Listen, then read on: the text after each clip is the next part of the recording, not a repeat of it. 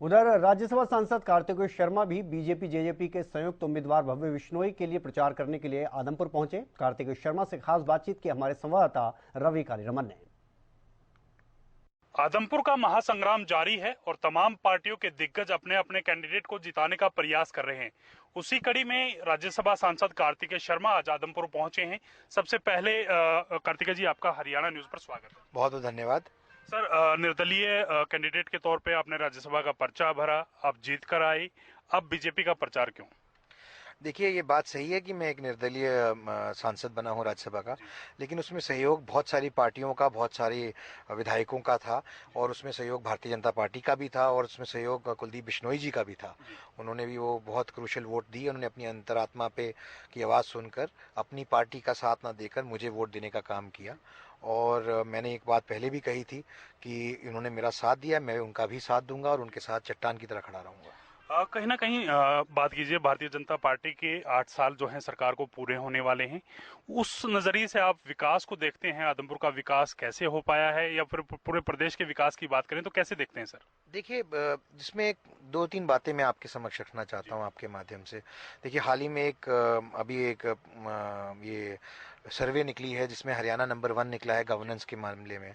और good governance का model जो माननीय मुख्यमंत्री श्री मनोहर लाल खट्टर जी ने हरियाणा को दिया है पिछले 8 साल में, जहाँ पर एक खर्ची पर्ची का सिस्टम खत्म करने का काम किया, इंटरव्यू सिस्टम खत्म करने का काम किया, मेरिट पे ट्रांसफर पोस्टिंग का काम किया।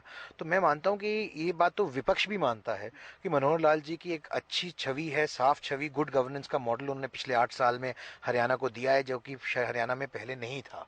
और इसका फायदा लोगों को मिल रहा है, युवाओं को मिला है, नौकरियों के मामले में मिला है, मेरिट पे नौकरी लगने का मामला में सामने आया है, साथ ही में ट्रांसफर पोस्टिंग भी मेरिट पे हो रही है। ये एक बहुत ही अच्छा मॉडल किया है। विकास के भी बहुत कई कार्य हुए हैं आदमपुर हल्के के अंदर। तकरीबन तकरीबन 150 करोड़ रुपए का काम सड़कों के ऊपर हुआ है, और भी कई पानी के ऊपर तकरीबन 48 से 50 करोड़ रुपए तक के लगे हैं। और मेरा ऐसा मानना है कि अगर आदमपुर का भी एमएलए भव्य बिश्नोई बनते हैं भाजपा की तरफ से, और मुख्यमंत्री जी कौशल नेतृत्व में उनके, ये आदमपुर का काफ़ी चहुमुखी विकास हो पाएगा।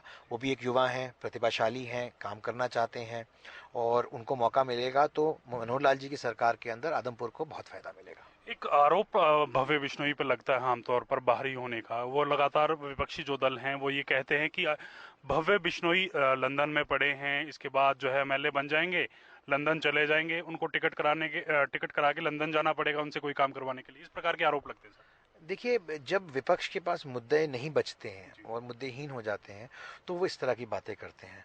मैं खुद बाहर से पढ़ के आया हूँ, मैं आज लोगों के बीच में काम कर रहा हूँ। भव्य भी अगर बाहर पढ़े तो अच्छी बात है कि उन्होंने अच्छी तालीम पाई है। 54 साल से उनका परिवार आदमपुर से जुड़ा रहा है।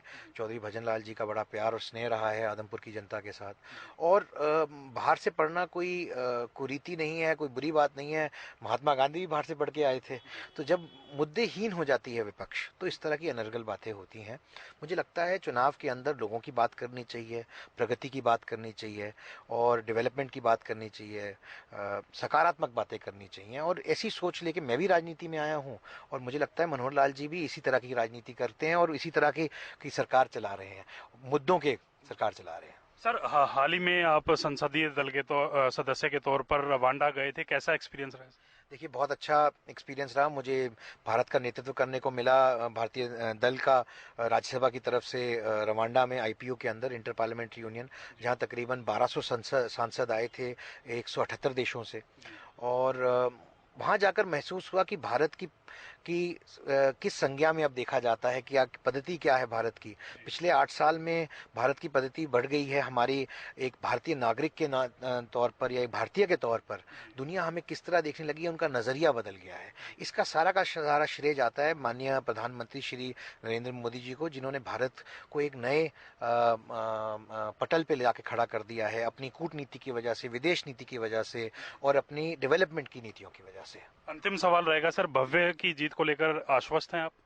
देखिए, भव्य की जीत प्रश्न चिन्ह तो है ही नहीं। भव्य का मार्जिन कितना होगा, सिर्फ ये देखना है। शुक्रिया सर बातचीत करने के लिए। ये थे कार्तिकेय शर्मा, जो भव्य की भव्य जीत के बारे में बता रहे हैं कि किस प्रकार से भव्य जो है अपना, जो बाहर से पढ़कर आए हैं वो अपना स्किल जो है आदमपुर के लिए लोगों के लिए अप्लाई करेंगे, और इसके साथ साथ भव्य में आदमपुर में भव्य की भव्य जीत होने वाली है, इस बात को सुनिश्चित करते हुए यहाँ नजर आए। कैमरामैन राजेश के साथ मैं रवि कालीरमन, हरियाणा न्यूज।